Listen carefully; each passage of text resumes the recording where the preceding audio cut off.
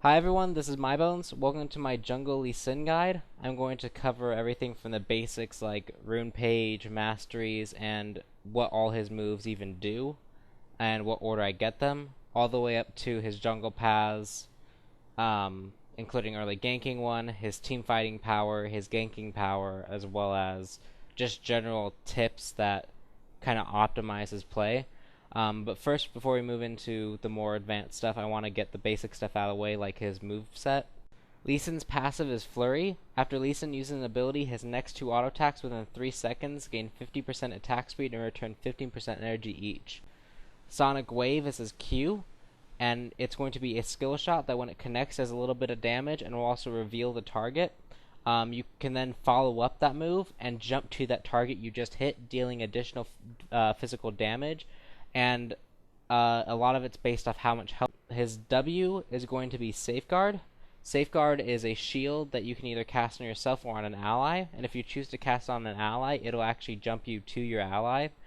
You can then follow it up, and for the next 5 seconds, Lee Sin will gain a bonus Lifesteal, Spell Vamp, and Armor. Moving on to his E, Tempest, Lee Sin will smash the ground around him, dealing a certain amount of damage and revealing all targets in that radius.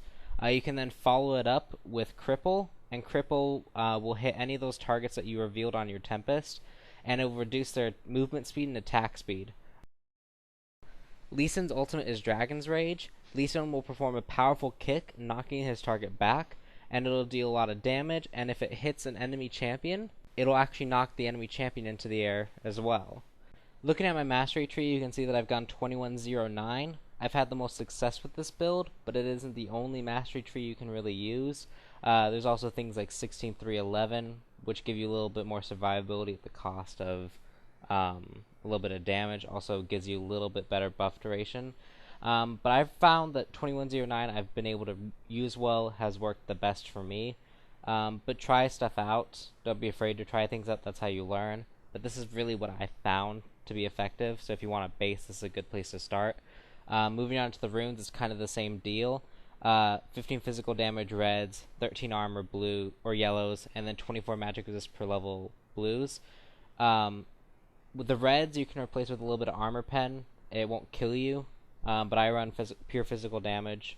Armor yellows are really the set in stone thing you do need to follow.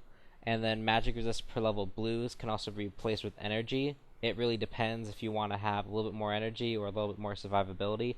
I go with the survivability, but again, it's not the only thing. This is just the base that I found that works. So don't be afraid to experiment. I just wanted to quickly go over Lee Sin's actual item build. I go triple Doran's Blade into Mercury Treads. This gives me really good early game power. I then go into a Trinity Force with focus on Phage, and then I'm going to build either a Bloodthirster, an Aegis, or a Spirit Visage. Most likely Bloodthirster and Aegis, and it really determines, do I need survivability, do I need physical damage? If I need the damage, I will go the Bloodthirster. If I need the survivability, I go the Aegis. It's really whatever you need at that point. Get the Spirit Visage after you get the Bloodthirster, in whatever order you get the Bloodthirster. But you want to get all three at some point. After you have really your core set, your Trinity Force, your Bloodthirster, your Aegis, your Spirit Visage, and your Mercury Treads, the sixth item, the one that you replace your final Doran's Blade with, is going to be something to round off Lee Sin.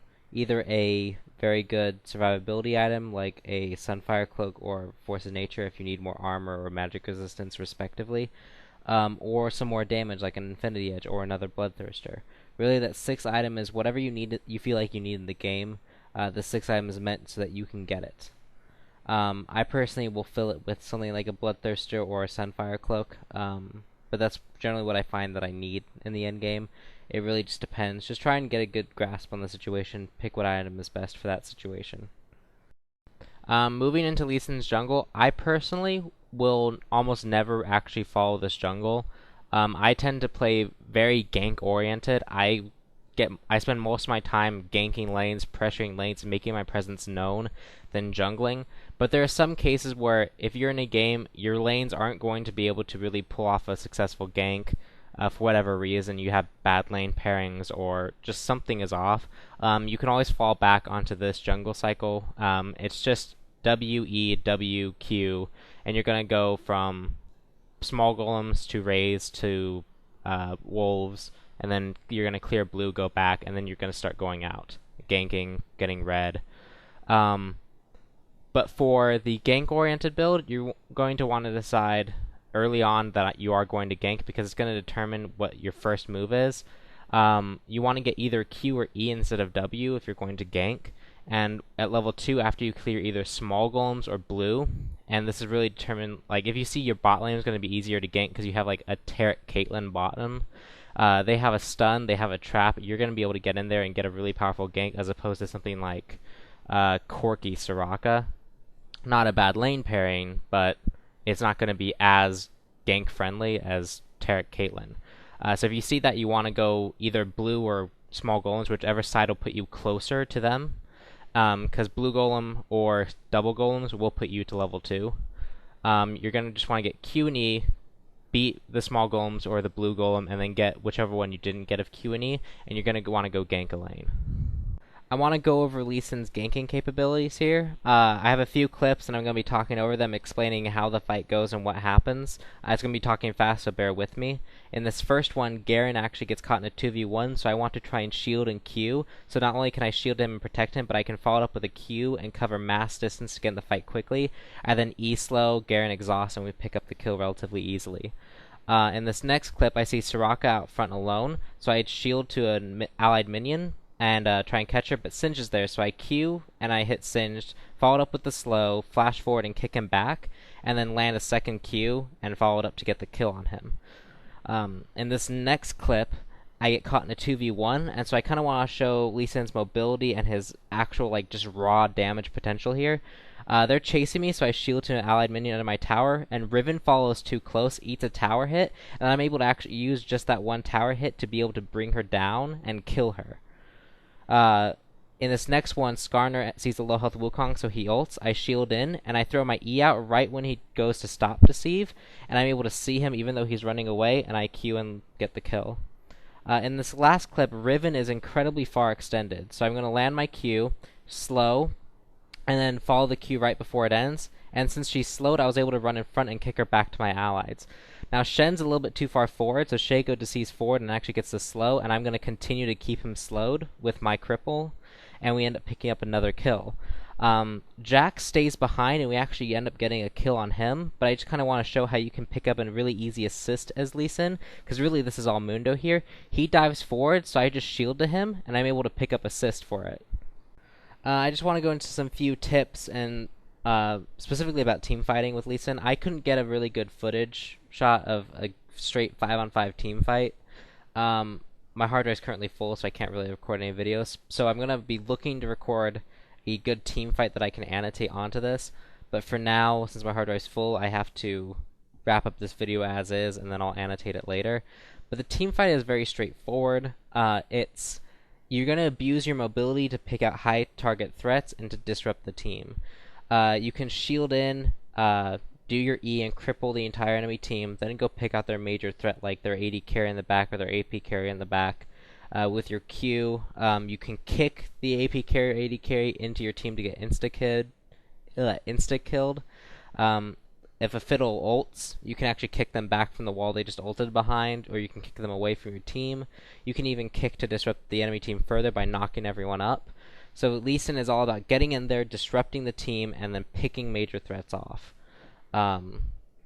So as long as you're constantly moving around the fight, constantly hitting people, and have a goal in mind for that team fight, you're probably going to do your job well. Just some random tips and some things I want to say about Lee Sin is he's very early oriented. That's why I gank so much with him, is because his ganks early on are incredibly strong, and if you can get them off, or you can even just force them to use like a summoner spell, you've not only forced them like into a bad spot because now they don't have like a flash or something, so now they can't be forward. Your team now has the advantage because they know that they can zone very hard. They're able to win their lane just because the enemy team doesn't have flash. You don't even have to get the kill. So just focus on making yourself a presence. If the enemy team forgets that you have a Lee Sin on your team, you're probably doing something wrong. If they're constantly fearful of you, you're doing your job properly. Um, just some other things I want to point out is to watch your energy meter. There have been a lot of times where Lee Sins will just needlessly waste their energy, and they'll think that they can do something, so like they'll throw out a Q to like that would get a kill, and then they realize, oh, I don't have energy to follow it up, and then they'll dive waiting for the energy, but then they've just couldn't regen it fast enough and they'll die. Just be wary of what you're capable of doing and what you can't do, and it's really accomplished by watching your energy gauge. A lot of times I don't even notice it anymore because I played Lee Sin enough that I kind of just understand as to when I'm going to run out of energy and when I don't have energy. But when you're first starting playing Lee Sin, watch your energy meter. It's incredibly important to know what you can and can't do, and it'll mean the difference between you dying, a teammate dying, or you getting a kill. Other than that, I think if I have anything more to say, I can add it onto this video at a later date. Try out this build. See if my advice was good. Give me some feedback. This is really my first video guide that I've ever done. So if you can give me some feedback, it'd be much appreciated. Just constructive criticism. I can take constructive criticism pretty well. So just leave any feedback. If you have suggestions for the build, I'd be happy to try them and see if it does work better than what I have. I've experimented with a lot, but I haven't experimented with everything, so I'm always open to advice. If you want to add me, I'm TXS space mybones on the NA server. I'll probably, if you just randomly invite me to games, I'll probably accept them just to play like a quick skirmish. Other than that, just like, comment, subscribe, favorite. It helps me out if you like and favorite it because it'll push it higher up. If you don't like it, don't like it. Give me some constructive criticism so that I can actually improve it later on. But other than that, I think that'll wrap up this video. This is mybones. Thank you for watching.